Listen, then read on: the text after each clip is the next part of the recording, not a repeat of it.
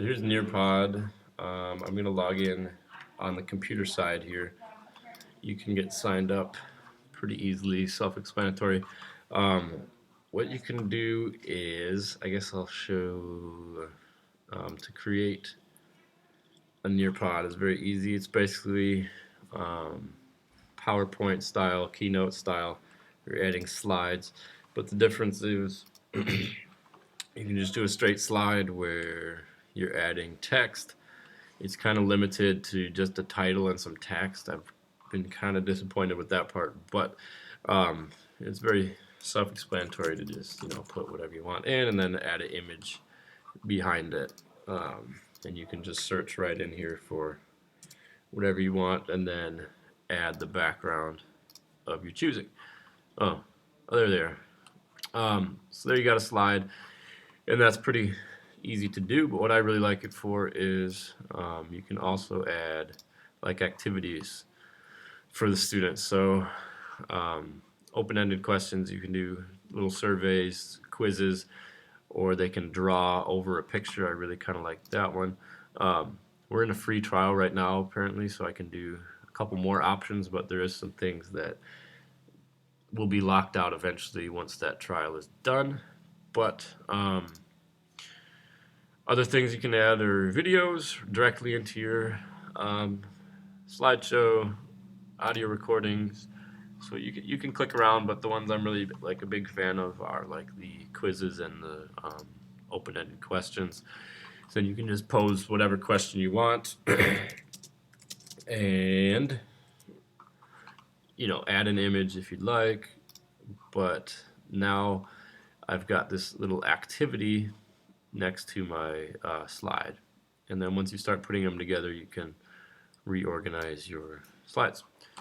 Once you are ready to use your Nearpod and you think you're done, you have to click this publish, and then it will be asking for the name of it and some more information. I'm going to publish as health.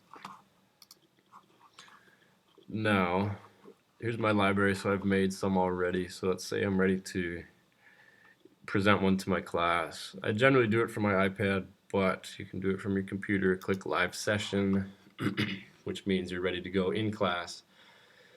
Oops, so I guess I've resumed this one, but it will display a pin for your students. So when they log into, or I should say open up Nearpod, the app, this is what they're going to type in on their iPad. So I'm going to pull up my iPad on top of this and kind of show you what that looks like from their end. So here comes my iPad. So they want to open Nearpod, and they don't need to log in or sign up for anything.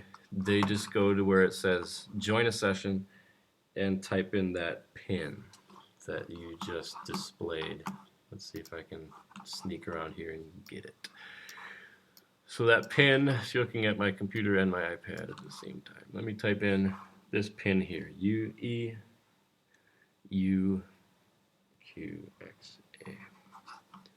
So here, back to my iPad now.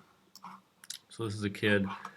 It takes him probably a moment to join. I typed in the session pin and I'm going to join it. So what happens with Nearpod is it downloads your presentation.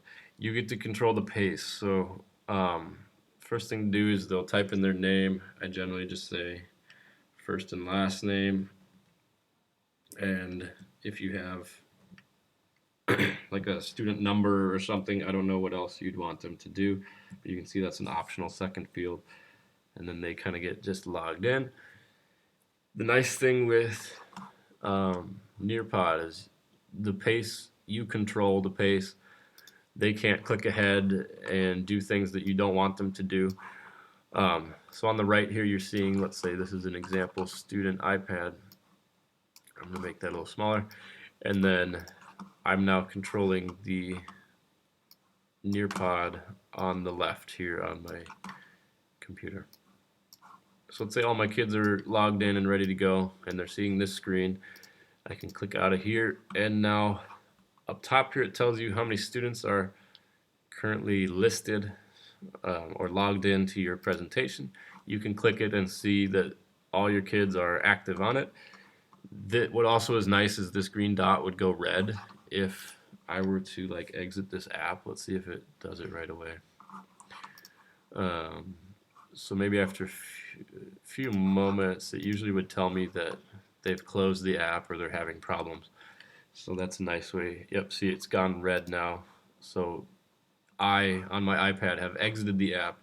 So that lets me know that I need to get back on task. So now I'm back into the presentation here. And now I've become green on my screen.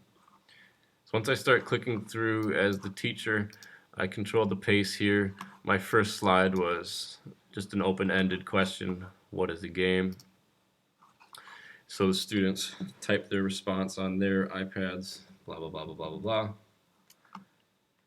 And then they can send that to me. Yes. And then it starts publishing those answers here for me. Probably will take a couple moments. And I can share those back to everyone's screen if I'm like, oh, this is a really good answer, let me share that. And it should pop up to everyone's iPad screen. You can kind of have a discussion that way. And then unshare pulls it back. Once all students have answered, I'm on to the next thing. So you can see as I'm clicking, it's controlling what's happening over here on their iPad. Let's see if I did anything else. For instance, this is now a poll. Choose your favorite sport. And this kind of have a joke here of ancient games. Obviously, guys killing each other for the Colosseum would be my favorite game. You can click that. Yes. And then you'll see students' answers fill up this section here. And once you're good with everybody, you can continue moving to whatever your next thing is. At the end of this, also what I like, I wonder if I can just click all the way through here. When you do get to the end of your presentation, there is an option to, where is it? To get your report of your session emailed to you, which I've kind of liked because then you can see all their answers in one place. The format is different here, but I think if I end my session now, it says this will remove students, so you can see what happens when I'm done with my session. Over on my iPad it says the session is expired, so they're done with that. But also, I wonder if it just does it automatically now. It does email you a report of that session, what students answered, what they put in for all their answers, and that's kind of nice too to have that at the end of your session. So also there are some free ones out there. If you click explore, if you don't want to make your own right away, you can search for, you might have a topic that shows up for free to just download a presentation, but from my experience it is kind of limited, but maybe you'll find something good that you like. But I kind of do it as just a first presentation on a topic. The kids really like it and they like the activities, and it's a good way to make sure they're all at least looking at the same thing on all their screens. If you have more questions on that or need help, logging in or creating stuff, let me know. I would recommend logging in and creating from the computer side. It seems to be much easier to do it from here than trying to do it on the iPad. Other than that, let me know if you have more questions, and hopefully this wasn't too confusing with the two screens, but that is Nearpod.